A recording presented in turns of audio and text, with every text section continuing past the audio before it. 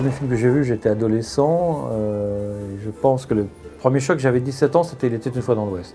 J'ai vu en vacances au Sable d'Olonne, genre une séance par jour, avec des films tout pourris, des copies toutes crapouettes et tout. Là, j'ai pas pu parler pendant 3 jours avec ça. Et puis après, c'était Orange Mécanique, que j'ai été voir 14 fois en salle. La forme m'éclatait, quoi. Moi, j'ai toujours eu envie de faire sans avoir vu des films, donc je ne savais même pas voilà, ce que je faisais, mais je les faisais. Alors sous des formes amateurs au départ, de petits théâtres de marionnettes, après de stéréoscopes dont je démontais les images pour me changer l'ordre, enfin fabriquer des dialogues. Je fabriquais des sortes de films avant d'avoir une première caméra. Première caméra, j'étais adolescent, c'est un ami de mes parents qui est venu à la maison avec une Super 8. À un moment, je l'ai pris, j'ai fait... Je me suis dit, putain, mais il suffit d'avoir une caméra, on fait des films. J'étais influencé par les films d'animation donc de service de la recherche de l'ORTF, mais aussi les Tex Avery que Patrick Brion commençait à repasser à la télé. Et puis, c'était plus facile aussi pour moi de travailler image par image avec des objets, des trucs. Ça ne demandait pas toute une équipe autour. On était toute une bande à un moment à aimer l'animation. Il y a un garçon qui s'appelle Jean-Manuel Costa qui était fan de Ray Harryhausen. Et on fabriquait des squelettes de marionnettes. Mes premiers films d'animation étaient en marionnettes animées. Donc je fabriquais moi-même les squelettes animés avec les vis et les trucs et tout ça. Donc tous, on avait les bouquins de Harryhausen, Willis O'Brien, King Kong et tout ça, quoi. Je considère aujourd'hui avec le recul que quand on a fait La Cité des Enfants Perdus, on a commis une erreur qui était de partir d'images justement, c'est-à-dire d'ambiance. Un porc, un grand mec, une petite fille.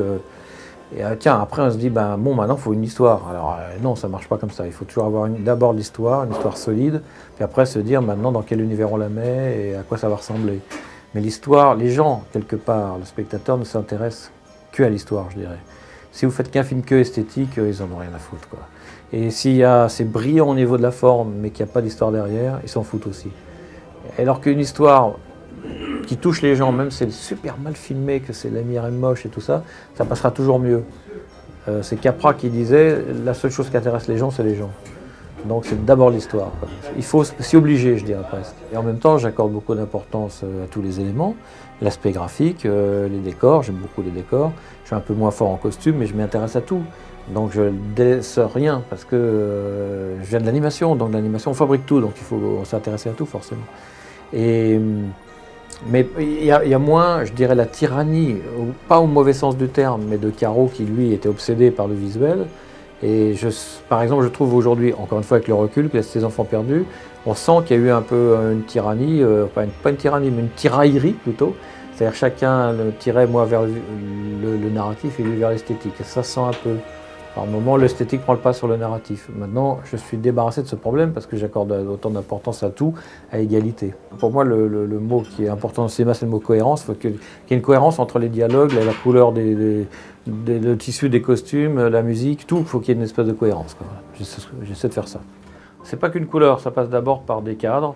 Et moi, les cadres, je les fais moi-même. C'est-à-dire que j'ai besoin absolument de faire la mise en scène avec les cadres.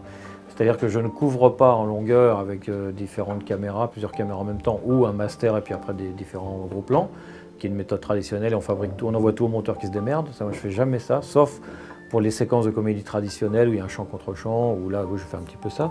Donc tout est pour ça que je storyboard. Et après les cadres, je les répète pendant le week-end avec un caméscope et avec des doublures. Et j'établis les cadres pour qu'ils soient graphiques. Je pense toujours à Kurosawa qui disait chaque photogramme devrait pouvoir être isolé et mis au mur comme une peinture. J'essaye que chaque image soit graphique. Donc ça passe d'abord par le cadre et j'aime beaucoup les focales courtes qui donnent une ampleur, des perspectives. Je suis beaucoup plus à l'aise dans les paysages urbains que campagnards à ce niveau-là. Et ça donne de l'amplification au visage. Les jeunes filles aux grands yeux deviennent des biches. Il y a des hauteurs de caméra privilégiées. Je fais des essais avant pour trouver tout ça. Donc après arrive le travail sur la couleur. Et effectivement, je cherche toujours à faire de la peinture, à ce que ça soit décalé, à décaler de la réalité, comme Carnet et Prévert utilisaient Chevetan et ils transformaient aussi le quotidien. Même si les sujets étaient sociaux, l'image était poétisée. Voilà, j'essaye de poétiser. J'aime naturellement les couleurs chaudes parce qu'elles induisent une espèce de chaleur pour les personnages. Vous faites des chiffonniers, vous les faites réalistes avec une image toute blanche comme dans la plupart des films français, ça deviendrait franchement sordide. Le côté couleur chaude donne un côté chaleureux, quoi, tout simplement. j'étais pratiquement le premier à faire un film de commande hollywoodien comme ça. Et il y avait plus de liberté parce qu'ils m'ont engagé en me disant on sait qu'on prend un risque, vous ne parlez même pas anglais, vous n'avez pas fait de film américain, mais on pense que c'est moins risqué de prendre un risque. Donc on vous embauche, vous ameniez vos idées, votre truc, univers un peu bizarre de la Cité des Enfants Perdus, tout ça. Donc la porte était ouverte à la modification et je ne me suis pas gêné. Il y avait même un principe pour moi de trouver au moins une idée personnelle par séquence pour que ça devienne mon film. Alors qu'Harry Potter, je sentais bien qu'il y avait quand même l'auteur derrière qui contrôlait, que tout était archi glingué. Le casting d'Alien, c'est moi qui l'ai fait. Là, Harry Potter, il est fait, quoi. Le casting est fait, les costumes, les décors, tout était glingué. Donc le metteur en scène, il est là pour mettre la caméra et dire moteur. Diriger les acteurs, à la limite même pas, puisque ça fait 5 films qui savent comment jouer et qui le font. Donc je me disais, là, je vais passer 2 ans sur un truc à faire comme une grosse pub, finalement, ça va pas être très passionnant. Donc j'ai eu le courage de dire non. Alien, j'ai eu le courage de dire oui, là j'ai eu le courage de dire non. J'ai travaillé pendant 2 ans sur un projet américain qui s'appelait l'histoire de Pi. Alors je vous ai amené ici, c'est l'histoire d'un petit garçon qui est naufragé sur une barque avec un tigre. Donc c'est vachement difficile à découper. Alors j'ai fait fabriquer une barque, un tigre et un petit garçon, comme pour un film de marionnette animé. Et j'ai fait tout le découpage en photo avec mon caméscope.